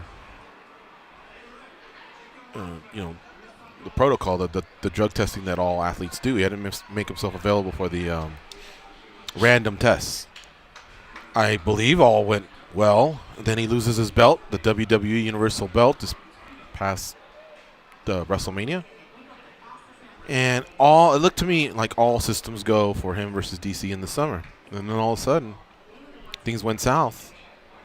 Dana White tells ESPN's Brett Okamoto that him and Lesnar spoke, and Lesnar told him that he's just not interested in fighting, and that's that. So, of course, we were left to speculate what may have happened. We said maybe he got an injury, and he just doesn't want to go through a camp, or maybe he's not going to get paid what he used to get paid, and maybe it has to do with the new ESPN UFC deal where pay-per-view buys just don't seem to matter anymore because the UFC kind of gets a flat fee for every pay-per-view. That was the third one, too. What was that? Maybe he started a camp and just realized he's a little further behind the curve than he needs to be for a fight like this and figured, let those other two behemoths fight, and then I'll just pick up the leftovers. Well, yeah, but that was maybe the long shot one, right? Think so? I think so. I don't think he I don't think he cares how he does. I just think as long as he doesn't go out there and make a mockery of himself, he'll be okay. And when you're Brock Lesnar, which is what, 6'5", 290 maybe on fight night, 300? When you're that big, at some point, you're going to get your hands on DC. And there'll be a moment when you throw some punches or maybe land on him, throw him to the ground. Or the crowd will go, oh, my God. And then if he comes back and takes a couple punches, covers up, and says that's that, Brock, I think, is just – he's okay with it, and he's past that. So I think he would just want to get paid. And then what? Probably go back with WWE and be there in time for the next WrestleMania. He's only got a few more years to do this. I guess the wrestlers can go into their 50s, maybe about 50. That's where The Undertaker said he shut it down. But this is according to the Wrestling Observer's Dave Meltzer. In the articles by Connor Casey that I'm reading right now, but they're referencing Dave Meltzer. Reports of Brock Lesnar returning to the UFC for a heavyweight title fight against Daniel Cormier have been spreading for nearly a year, but UFC President Dana White seemingly brought an end to the speculation this week when he told ESPN that Lesnar had officially retired from the sport. And this is short, so that's why I'm just reading it all. The announcement came as a shock, given that White had been saying that the fight was still on as recently as March. But in a new report from the Wrestling Observer's Dave Meltzer, Lesnar's decision to not step inside the octagon was a financial one. Meltzer said on Wrestling Observer Radio this week that the UFC was unable to meet Lesnar's price point for the fight, so the Beast backed out. Because of the UFC's partnership with ESPN, or because the UFC's current partnership with ESPN puts all of its pay-per-views on ESPN Plus, the streaming service, promotion gets upfront payday for each of its events and is therefore less relevant on having big names draw bigger buy rates in order to make more money. Recognizing this, Lesnar reportedly asked for a higher flat fee in order to ensure he'd be getting a sizable paycheck regardless of the result or number of viewers. Can't fault him for that, right? No, I was just about to say, all that makes perfect sense Unless to me. let's say his last 5 fights averaged 10 million, we'll say. And he said, give me 20. Then it could be that Dana said, come on, player. You know what I mean? That's maybe if he would have said, give me 12, maybe Dana would go, all right, well, this is a little bit more. You used to average 10, and you're no longer what you used to be, but all right, because we're all going to make some money. He must have came in with maybe too much up front, maybe. I don't know, because, again, for the UFC to sign that deal, they have to be doing well under the new format, of them just getting a flat fee. They don't just give up money. Yeah, but why do people keep assuming that the UFC no longer cares about that? Because I imagine they want to keep their partner happy. They want to re-up with them when that contract's done, right? ESPN's the pinnacle. So you still want to do good as far as a lot of people ordering these pay-per-views, even though you're getting a flat fee. You still want that to pop. True. Right? Why do people keep acting like, they're just getting a flat fee? They don't care He must have asked for a lot, maybe. Maybe Brock did his homework and said, hey, hold on a second. These guys sold for $4.025 billion 3 years ago. Dana's been public about saying they're now worth $7 billion. Dana's been public about saying, in a few months, you're not going to believe what we got up our sleeve. Dana's been public about the fact that ESPN 2 months into the deal said, man, we love what you guys are doing. We want to lock you up for 2 more. Because remember, it was a 5-year deal. Now it's 7. He's probably thinking, these guys are just making money hand over fist. I want mine, especially after seeing what the Connors of the world make and what others have been able to make. I want more, and maybe he just came in at a high number and it was too much. It wouldn't be as big of a deal if they hadn't already said, Brett Okamoto from ESPN said August 17th looks like DC and Miocic. It's almost as official as it gets without it really being official. Mm-hmm. So one would say, could this just be Dana using the media to negotiate maybe? Okay, but why would that other story already be out there? I mean, like you said it yesterday, you're really fucking with Miocic if that's the case. Yeah, it's pretty brutal. And not only that, you're doing the same with the roster. I think the roster doesn't publicly back a guy or gal when these problems arise, but I think behind the scenes they root for that guy or gal. And if they were to do that to Stipe Miocic, I could see a lot of the roster saying, man, that's not cool. Can they do something about it? No. They're not an association. They're not formidable unless they're all band together, all 600 of them. That's not cool is not good enough. Right. Right? That's not cool is just like, why even say it? Because you're really not changing anything. And I know promoters are supposed to have a little bit of dirt under their nails. I know they're supposed to tell a tall tale from time to time. But, man, that'd be a lot to already say, well, we're going in this direction. This guy said he's retired if Brock never said all that. And Dana could probably get away with that because Brock's not very a public figure. It's not like he tweets back and says, Dana's couldn't be way off. It was, we've just started to negotiate, or I never said that. I don't know. But like I said, I've seen a lot of these unfold, and to me it sounds like they really just must have been far apart. He's really going to go in another direction, and I don't think this was any form of a negotiation. The only thing it could be is, hey, you get the winner, but we're not budging from this price. Think about it for the next 3 months. At this age, though, Brock's not going to sit around and just do nothing, correct? If this really did go away, he's just going to go back to pro wrestling, right? I think he already has. I think he already signed something. So then I think that's that. Yeah, there you go. So, yeah, let me continue here. This through his preparation. Okay, throughout his preparation for the potential Cormier fight, Lesnar continued to juggle his training time with WWE appearances. He dropped the Universal Championship to Roman Reigns at SummerSlam. Wasn't it Seth Rollins? Seth Rollins, yeah. Well, I know a little bit about WWE, but I even know that one. Look at you. Oh, no. At SummerSlam, duh. Oh, Won it back at Crown Jewel against Braun Strowman, defended against Finn Balor at Royal Rumble, and lost it to Seth Rollins in early April. Sorry, Connor. What was his name? Connor Casey, sorry. While he hasn't appeared on WWE television since losing the title, the WWE announced that he'd be wrestling at the upcoming Saudi Arabia show on June 7th. So I guess he's back. That's a unique show, though, right? Did he use the UFC to leverage more money from the WWE? Who knows, man? This is such a joke. I guess if the UFC got in any way screwed over this, that's what they get. Lesnar's done this before. If Lesnar got screwed, maybe he had it coming because he's done it to the UFC. I hate that Miocic had to sit out a whole year, but he does get his title fight if, in fact, that fight goes down. That leverage Curtis game Blaydes got is screwed ugly. last year. It is very sure ugly is. in sports, and it's happened to me personally. My university got completely completely screwed by something like that. We're still feeling the effects of that. And it's 4 years later. Yeah. There you have it. That's the update on Brock Lesnar. Back with the WWE. I guess in the meantime, I don't know if this is a show-by-show But you're crying about it. Right? contract or if he's back with them permanently. But, I mean, Dana White says he's retired. I don't know. Sounds like a big old mess to me. You're listening to MMA Junkie Radio on Fight Nation Channel 156. Still got a half hour to go. We'll be back. We'll talk a little bit about Canelo and Jacobs. So preview that. It's Canelo Alvarez versus Danny Jacobs here in Las Vegas. And it's going to be a big, big boxing match.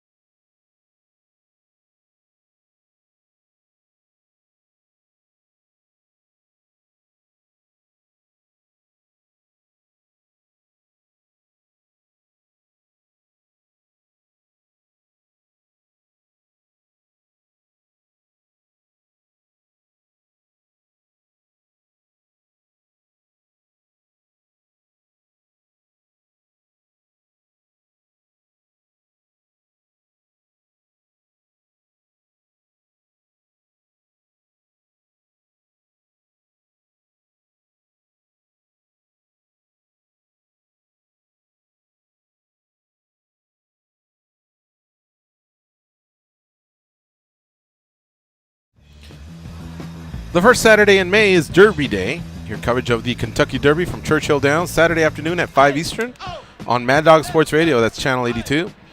And streaming on your phone and at home on SiriusXM connected devices and speakers.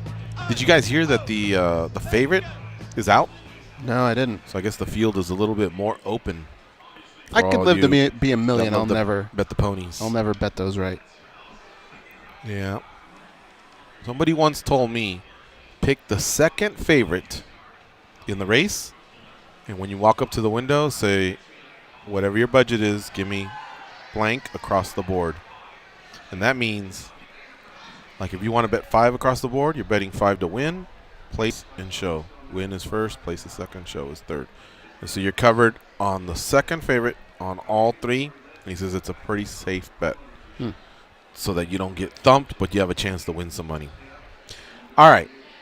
Little bit of boxing talk. Canelo Alvarez faces Danny Jacobs tomorrow here in Las Vegas. It's Cinco de Mayo weekend, so you can imagine this place is going to be poppin'. They weigh in tomorrow. They do weigh in tomorrow, and they fight Saturday. What did I say? Something Yeah, they differently? fight tomorrow. Okay. Fight Saturday. Apologize. And, well, here's what I know. I mean, I think a lot of us know a lot about Canelo Alvarez after the 2 fights with Triple G, Floyd Mayweather. Most of us at some point, if you follow combat sports, have seen him fight. Daniel Jacobs isn't as well known, but Daniel Jacobs is the one that actually put a what do you call it, a kink in Triple G's armor. A lot of people thought he beat him. Right. And Triple G, who was kind of an unstoppable force up until about 2-3 years ago when he fought Daniel Jacobs, at that point, people started saying, he's slowing down. He's slowing his age. So Daniel Jacobs was able to put it on him. And like Goz said, some people even had him winning it. Now, Canelo Alvarez is more in a, where you can say he's in his prime of his fighting. He's a younger cat than Triple G. Triple G, I think, was in his early 30s when he fought him. Canelo Alvarez is still in his 20s. Canelo Alvarez is a pretty big favorite. He's anywhere between minus 300 and 400 I've seen from the last few months. Is that fight up there right now? It wasn't up there earlier. Maybe I can give you guys more accurate odds. I don't see it. All right. But Daniel Jacobs, even though he's an underdog at about plus 300, a lot of people feel like, hey, he might be worth the play. What do you feel, Goz? No. Oh, okay. I don't think. I mean, I think he'll have his moments. Or moments. Waiting for Josh? No? Okay. I think he'll in the moment. Nice. But I think Canelo is just going to be too much for him. What I find interesting is if you go back a couple years, this was Floyd Mayweather's town, right? Mm-hmm. It was up on the MGM Grand. He had a banner. If this fight goes to a decision, a guy like Canelo Alvarez, who now he kind of owns Vegas, in my opinion, do the judges, and with the amount of Latinos that come out on a Cinco de Mayo cheering on, will they give Jacobs a fair decision? Yeah, I think that's more overblown than there's an influence, fact. Man. Maybe. I could see a close round. The judge just maybe siding with the champion, maybe because the champion does something crafty to end the round or whatever. But I don't see a score. I don't see a judge adding it all up and going, man, I got to draw. This is a waste of everyone's time. Where's my eraser? I'm going to give that round 9 to the champion because he's the champion. Well, he can't do that. Right. So each round, could do that round 12. They're turning in the score. And I'm sure maybe they're in their head, they're also writing it down or they have an idea, but I've watched these judges pretty closely. And to me, it looks like they compartmentalize each round separately, turn in whatever score needs to be. The only thing I can think of is maybe that pendulum that Richard Bertrand, noted MMA judge, once told us. Maybe it starts slightly on the side of the champion rather than right in the middle. But I even doubt that. And I just feel like more than likely what's happened is... I think it's more true in boxing. I'm talking about this town of Las Vegas. Now, if you were to tell me, bro, Mexicans never lose in Mexico, I'd probably go, well, that's a little different. I could see somebody going home with a briefcase. It's third world country. Don't hate me. But I've been in Mexico and I've been in Peru where family members or friends of mine have been pulled over and money got us out of the pickle we were in. So That I wouldn't find strange one bit, or maybe even every other country except this one. I mean, I haven't really been to every other country. I've been to 20-some, but I haven't been to every country. But in terms of Las Vegas, I just don't see it. I don't see why. These judges get paid pretty well now, the ones that judge boxing matches, and I don't see them screwing it up and jeopardizing their stands. What do they really get out of it? And how would – remember we always say – No, not on purpose. I'm saying being influenced by a large crowd. Canelo being the big boxer, the big champ. I think that in Las Vegas, having a big crowd like that on Cinco de Mayo, I do feel like there is a little bias that goes towards Canelo Alvarez. maybe. So when I'm breaking down this fight, The roar of the crowd, maybe? I think Jacobs has to put it on him a little bit. Mhm. And to put him on him, he's got to risk a little bit. And Canelo Alvarez is that type of guy that you don't do those type of things. Just ask Amir Khan, right? He tried to put him on it a little bit, and bam, he found the right shot, put him out. I could see something like that happening in this fight. What do you think, Jumbo Josh? I actually had a question for you guys. I agree with what you're saying about Jacobs needing to take some chances, and I'm certainly pulling for him. I mean, my brain says Canelo in this fight, but to steal Jerry Cooney's line, my heart is definitely with Danny Jacobs. I really want him to pull this out, but I just wanted to ask you guys, being on site in Vegas, you know, you could give a much better perspective than I could on this. What's the buzz been like out there? Because we were actually talking about this on MMA Tonight, the buzz for this fight. It might be getting a little drowned out by some of the negative headlines, you know, about Jarrell Miller popping positive or some of the one-sided fights going on in boxing. Mm-hmm. Has the buzz in Vegas, does it feel like fight week out there to you guys? Not yet. Well, it hasn't been too bad, but not yet. And I think when the buzz really will hit is tomorrow. Late tonight and tomorrow, because I think I've seen zero. The California crowd starts to come in, right? The people that are just coming out here to party on Cinco de Mayo. They had their reception, you know, when they arrive, and that was pretty cool. It seemed like there was a lot of people there for that. Where was that? Where was the host MGM, hotel? I believe. Okay. Yeah, maybe. But I haven't seen much. I saw some guys wearing DAZN polos, so I'm thinking maybe those people. That's where the fight is airing. You know, Canelo signed with them. Maybe they're here at Mandalay Bay or whatever. But I saw some of them as I was walking in. But other than that, I haven't seen. Usually what I see is a lot of Hispanics, Mexicans primarily, on a Cinco de Mayo, and you can tell they're here for the fight. They come in big, like a big family will come in, or a big group of guys if it's a guys' weekend.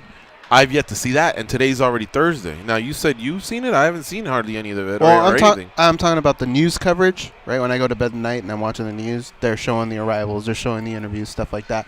But the one thing that used to kind of separate all this stuff was you would see things like if you pick up, we have what's called the Las Vegas Weekly. I imagine wherever you live, it's the Humbug Weekly or whatever, right?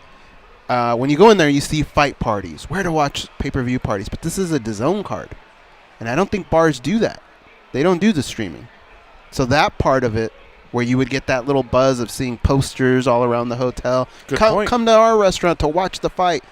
$40 cover charge, whatever, buckets of Corona. So DAZN killed that? Streaming in general cuts that off in hotels. Because people could just watch it on their phone. No, because I think bars and hotels won't stream stuff. I see. And the reason why is because I can just sit on my phone and watch it in the MGM lobby. Like, I know that certain UFC cards that have been streamed, I've asked individuals, like, are you going to do it? And they go, no, we don't do streaming. The hotel doesn't do streaming. All right. What were you going to say, Josh? No, I was just saying there are definitely some spots in New York that are showing the fight. I've done a little, looking around because I'll get to watch this one as a fan. So there are places in New York that are showing it. Maybe it's just different out there. I don't know. This is a unification bout in the middleweight division, 160 pounds. Canelo Alvarez owns like 3 titles: WBO, WBC, WBA. Daniel Jacob is the IBF champion. So, these are highly thought of middleweights, both of them. And it should be a good fight. Some of my buddies are thinking of sprinkling a little bit on Jacobs just because of the odds and just because, have you seen them face to face? Jacobs is taller with a reach. He's proven himself in there against a solid fighter like a Triple G. So the connecting of the dots, or in this case, boxing math. A lot of people you won't bet your life on it, but I think you pay attention to that kind of stuff. He is taller. He's not that much taller, but I don't think he fights. He doesn't use his height. Like right now, I'm looking at Felix Trinidad. That guy used his reach, every inch of it. I don't know that Jacobs does that, but I think he's going to take some more risks in this fight. Yeah, Felix. I hope it's a good fight. Trinidad is the man. All right, I had a question that was kind of shut down in terms of daily debate, so I think I'm going to pitch it to you guys. We'll have a little bit of fun with it. It involves veterans that are fighting this weekend, and who by taking a loss could really, really, take a hit in their career. One of them, of course, is Cub Swanson. Cub Swanson also had an interesting chat with our reporters at MMA Junkie, and he talked a little bit about his teammate TJ Dillashaw and how his suspension affected the team. So we'll talk about all that when we come back. You're listening to MMA Junkie Radio on Fight Nation Channel 156. Don't touch that dial.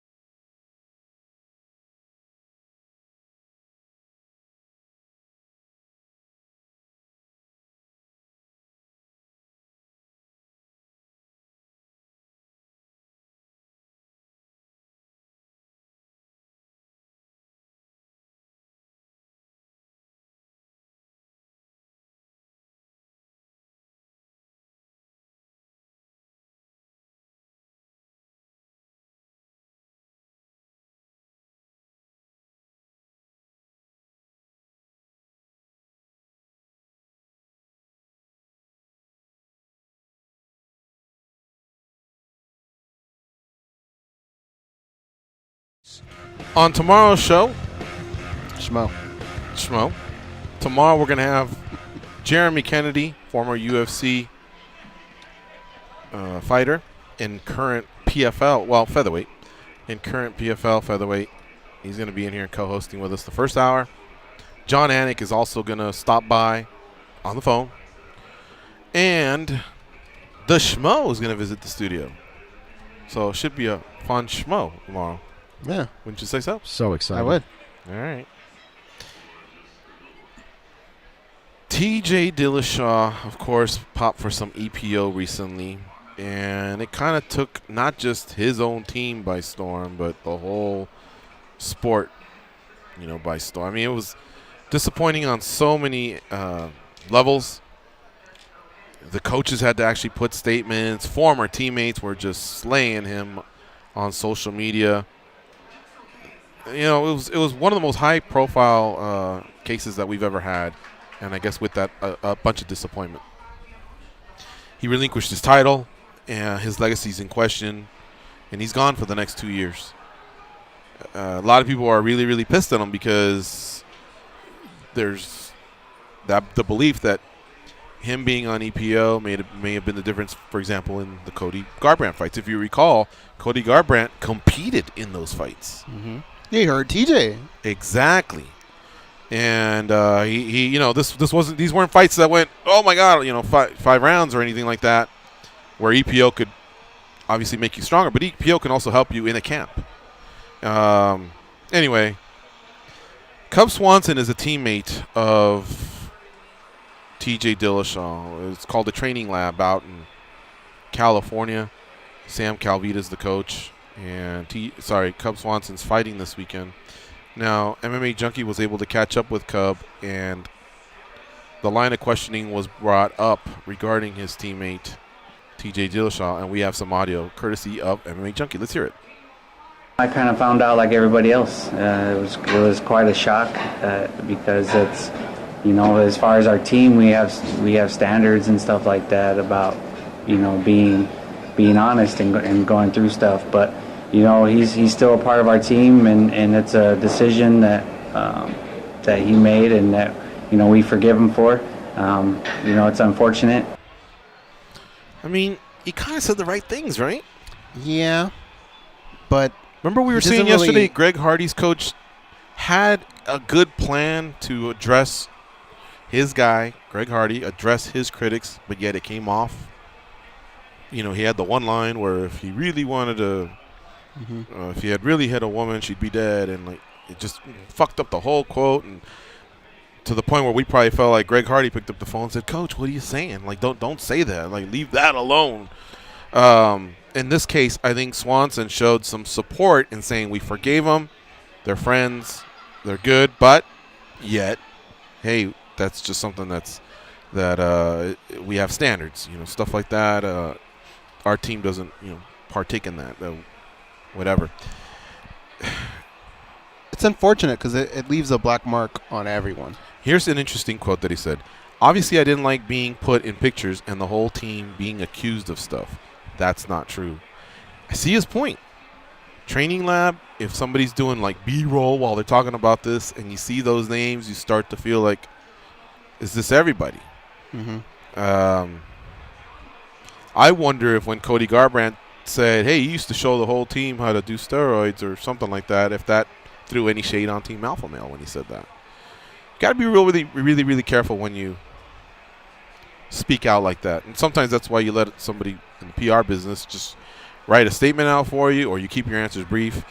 Here's a few things he goes on to say. This is Cub Swanson. He says he feels terrible about the whole situation, and the talking's been pretty minimal between those two because I was training for this fight, but we're working past it. I think it did shine a negative light on the team, but people can think what they want. I got drug tested more for this camp, which is fine. I'm for more drug testing because I don't do any of that. It doesn't bother me. He said all the right things. He sure did. And he's still backing up his guy just the same way the coaches did. If any of you thought there would be a wedge, I thought that was a long shot. Most people, it's just like your family. If your brother or your sister or your uncle or someone does something, yeah, you're disappointed. And unless it was one of those, life-changing deals like your uncle shot you or something like that, family and friends, there's a bond there, and they stick together. And these guys, maybe they didn't grow up together, but they train together, and maybe they're not family, but it feels that way when you go into battle. When this is a very, very unique profession. You know what I think they got to do down the line, guys? I don't know why it took so long to click. They got to do TJ Cody 3. You got to do it. I think I think it makes all the sense in the world. There's an opening for that because Garbrandt can say, well, I feel like it's 0-0. You know, luckily USADA, this kind of got brushed under the rug. I would love for Junkie or whoever, the next time we are able to catch up with people from USADA, for them to clarify the additional testing that they did. USADA, I believe, cleared TJ Dillashaw of, I think they named off 3 different fights. One of them was Garbrandt too. But I sure would like to know what other times he was tested for EPO, and if they still have the samples where they can go back and test it, because then at least you can take that argument out and, you know, throw that one out the window. If you'll notice, that's why I think Garbrandt had to lay off of that. But either way, if they can't, then, you know, the Barao fight, man, that one went into round 5, the first one. I don't know. All right, that's something we can talk about on another day. Some veterans that are fighting this weekend goes, it's not really a daily debate. I tossed it out. I probably couldn't get the wording right, but I'm going to throw out some names, and you tell me who stands to lose the most if they lose. I'm going to leave Quinton Cerrone out. They're in the main event. I just don't see anybody stock dropping. How about Derek Brunson and Elias Theodoro? I think both sides. Tell me about both. Cub Swanson, Walt Harris, maybe Sarah Morass. All of these have been in the sport for a while. Who do you think could really, really take a hit if they don't win? Derek Brunson. Okay. I think Derek Brunson, his path would just be completely derailed in a division that's filled with killers. He can't keep having them hiccup fights. Yeah, I would have to go with maybe, because you pay for Cub Swanson no matter what, right? He's still gonna give you a great showing, whatever card he shows up on. You're like, bet, I'm in. I'd probably go with Morass because I think she'd get cut. I don't think Walt would, and I don't think the others would, even though the others, they're going to go down to the prelims. But they're well-known names, you know, and maybe Elias a little bit, but I think Morass has been around for a long time, and I think maybe she could possibly just get cut. Anyway, all right, it's been a fun show. Tune in to the NBA playoffs. You got Philadelphia up 81-72 with 3 minutes left in the third. And the Boston Bruins are leading the Columbus Blue Jackets. They're on the road, and they're winning 3-1. Tomorrow, the Schmo will join us in studio, as will Jeremy Kennedy, and we'll also get a phone call from John Anik. So the show's pretty much set. We'll see you all in about 22 hours. Big thanks. Living in the Schmoman. Big thanks to Michael Chandler for his time today. Catch him at Bellator 221 on May 11th. That's a week from Saturday. So basically in about 9 days, he'll be defending his lightweight title against the featherweight champion, Patricio Freire. Patricio, I guess, has an opportunity to be a champ. Chandler just has a chance to defend his title.